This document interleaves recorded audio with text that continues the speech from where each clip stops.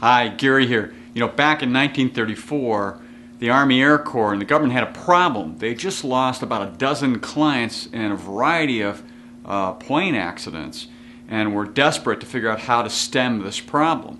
Well, there was a gentleman named Edwin Albert Link Jr. who about a dozen years earlier had come up with this device called the Link Trainer.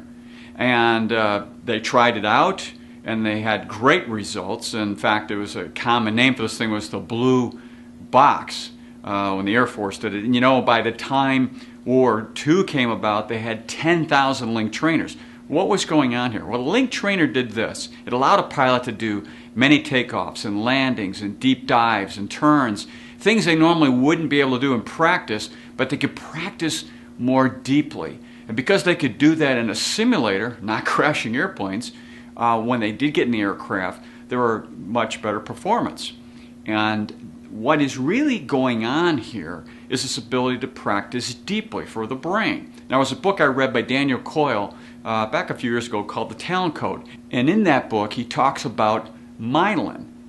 This is a material that's laid down on nerve fibers as you learn, as you deeply learn. And the more you do this, the more myelin is laid down. Think of it like a copper wire is your nerve fibers, and you're laying this rubber over it just like you would on a copper wire. And the more you do that, the more likely you are to travel down those nerve fibers and do this trained, learned activity more easily, more rapidly. Your skills pick up. And that was what was going on in the Link Trainer. So you might be saying, well, why is this important? Well, think about it. Today, believe it or not, smartphones with apps allow us to do that same thing. So if you're a student in school and you want to raise your GPA, if you're actively working and you want to have better performance on the job, or if you're a senior and 100 is the new 16, you're trying to keep your cognitive skills on out to that age, well, then you have help here.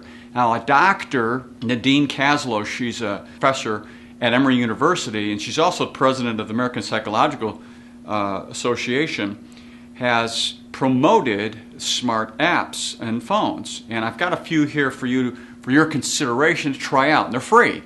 They're limited use free. You can always buy them, and they're not very expensive if you really like them. So the first one is Lumosity, and that's 3 games that improve memory, problem solving skills, and processing speed. The next 2 is Personal Zen and Happify. As you can imagine, Personal Zen is to train your brain to be more positive and happier with Happify. Then there's Cognitive Brain Fitness, built by a bunch of neuroscientists that improve your cognitive abilities, memory, and concentration. Now, there's a link here to an article on these called 10 Apps to Boost Brain Power. You can go ahead and get on there and try some of these apps out. I've not tried them out, but based on some of the research and the backing by these various individuals out there, looks like it might be something you do 10 minutes a day. So, instead of having to go on and exercise your body, you also want to exercise your brain to keep it healthy as you move along. Now, we have a live event coming up on May 16th from 10 to 2 a.m. in our parking lot here, with co-hosted with Weiss & Company, accounting firm across the hall. And it's our spring party here to bring in and shred your documents, old electronics. There's going to be a barbecue. We have Goodwill and also a live band. So come and join us May 16th, 10 a.m. to 2 p.m. So until next time, enjoy.